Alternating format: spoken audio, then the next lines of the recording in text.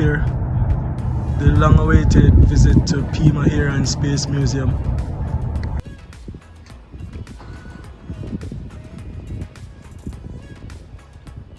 Awesome. So this is the Pima Air and Space Museum. We're located on 6000 East Valencia Road in Tucson, Arizona, 85756. Our museum has 80 acres of land and over 400 airplanes to look at. Everything in blue on this map, as you can see right here, is the outside area that we have to offer. The numbers are going to be the indoor buildings that the museum has. I will be flipping over this map over. You'll be able to see that we do have indoor buildings as well. There can be a lot to see in one day, but it is beautiful foundation. We're open from 9 to 5. So my tour of the Pima Airspace Museum starts. As you previously heard, it's a lot of planes to look at, a lot of different engines, a lot of different helicopters, but for sure it's a great sight. Some of these planes would have been used across different world wars for different air shows. So some of that you would have seen already, but I am giving you live action. This one is Fighting Squadron 10, US Marine Corps. Let me see what this one says.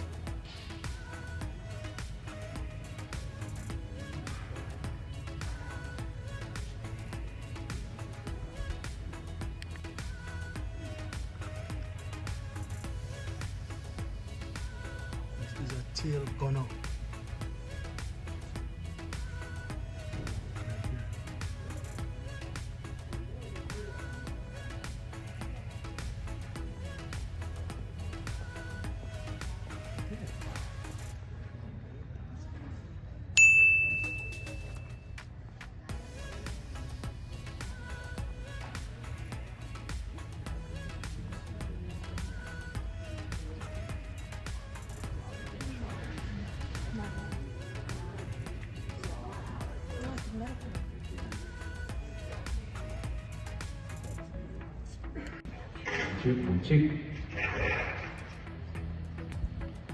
This one is a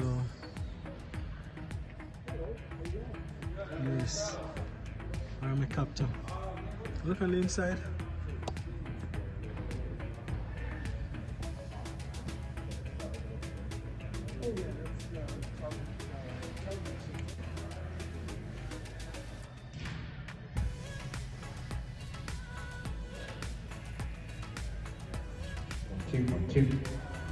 One, two.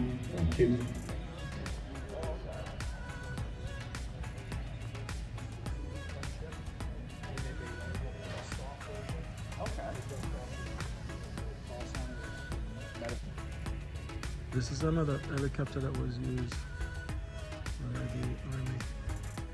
What I was told is that this one was never used to carry passengers, it was just used definitely for war. And right there you would have just two passengers, the pilot and the co-pilot. But this one was definitely used for war. It's the Bella Cobra. That's what this one is. Transport cargo and for medevac uses. Oh. And then there was a general in Yeah. the 60s named Hamilton Howes. And he was also a West Point graduate, and he was a historian. He loved history. So he was the one that developed the air cavalry doctrine on how to use helicopters in combat. Oh. So he was the one that came up with the entire way of using helicopters for the military, other than just evacuating wounded. Yeah. So he was the one that came up with the idea. Created the doctrine for how to use helicopters. But if you've noticed, this is the Bell UH-1. That's the green one right across there? This helicopter. But Okay. the official designation is Bell UH-1. Yeah. UH was utility helicopter. Oh. When it first came out, it was HU, helicopter utility. Oh. That's how it got the nickname Huey, because it Yeah. was HU. Well, it was redesignated UH. Now Yeah. all the helicopters are designated UH instead of HU. HU. Yes. But the interesting thing is, the official designation is Iroquois. Yeah. If you look at the helicopters from especially the Vietnam War until more recently, they're all named after Indian tribes. Iroquois, Blackhawk, Tarhee. All of the helicopters were named after Native American Indian tribes. The Black Hawk has been the most famous one in recent times. Blackhawk as well. Yeah. The reason was Hamilton House, who created the combat doctrine, was a historian.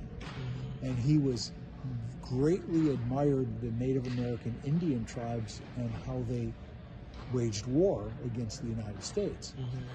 So he was such a fan of how ferocious they were that he passed the Army ordinance that said any fixed or rotor wing helicopter developed for the Army had to be named after an American Indian tribe.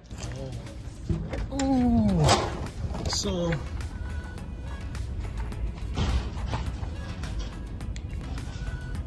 I'm now on the outside view of the B-17 flying fortresses on the other side over there. But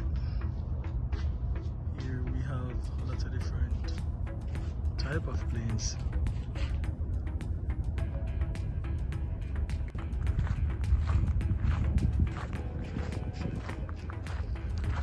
These are different type of planes that we're using or were used across different world wars. I think a lot of them have been used during World War II.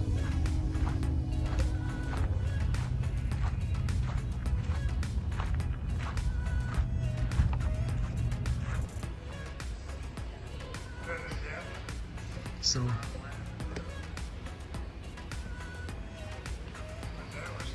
should be able to talk to this guy right here. From what I'm hearing, he was a part of one of the World War. I think it's World War II. So hopefully I'm able to talk to him. So I am all the way from Jamaica. Oh, no kidding. All the way from Jamaica. Oh, wonderful, yeah. So you would have flown how many of these planes? I flew 28 missions over Germany. In this one? No, in this one never got into combat. But I flew 7 different B-17s Oh. on those combat missions. You know, if I brought mine back all shot up, Yeah. and they had to fix it before I could fly again, then I took a different airplane. Okay. Yeah. So I flew 28 missions over Germany. Dang, that's a lot. That's a lot. So Yeah. you're like an hero. Yeah, I never ever got home without holes. I Oh, always got hit. the plane or you directly? Yeah. No, it was anti-aircraft. Most of my holes were from anti-aircraft guns. You know, they sent a big shell up in the air, and it exploded and sent pieces in all directions. And you managed to survive that? Yep. Luckily, I was very lucky. Yeah. My crew that I trained with and went over with, they were shot down on their first mission. I was in the hospital back in England. They went out without me. And that took place in what year? That was 1943. 1943.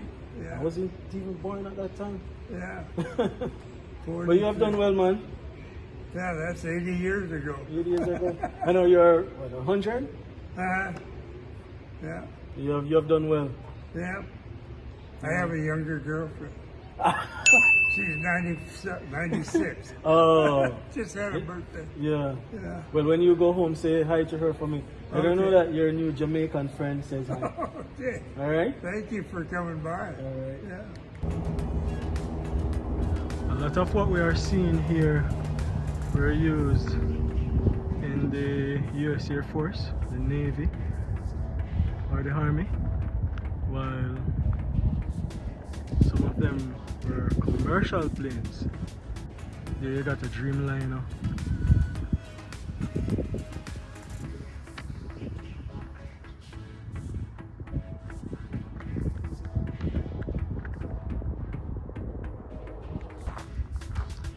it is a lot.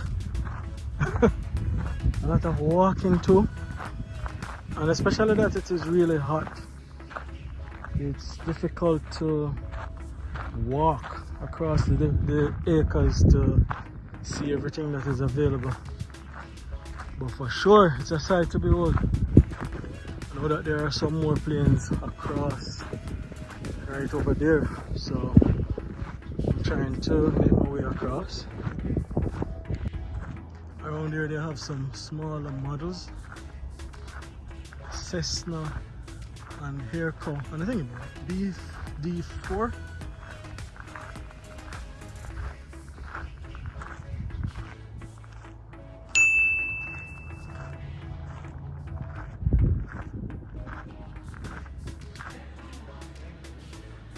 And this side as well is another museum.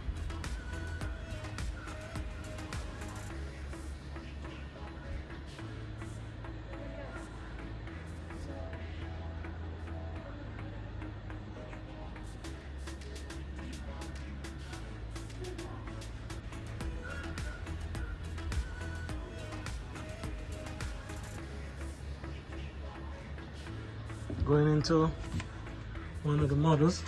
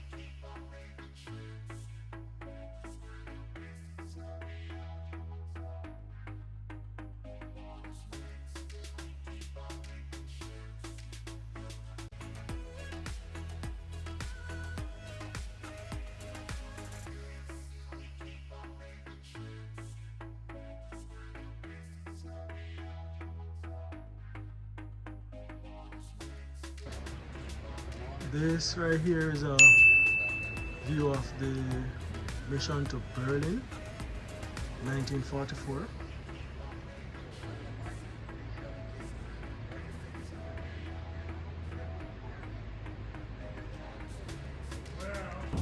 If you have never gone to the Pima Air and Space Museum, I would encourage you to take a trip. It was fun to see what some of the soldiers did and what they had to battle with, the different weapons. It was crazy.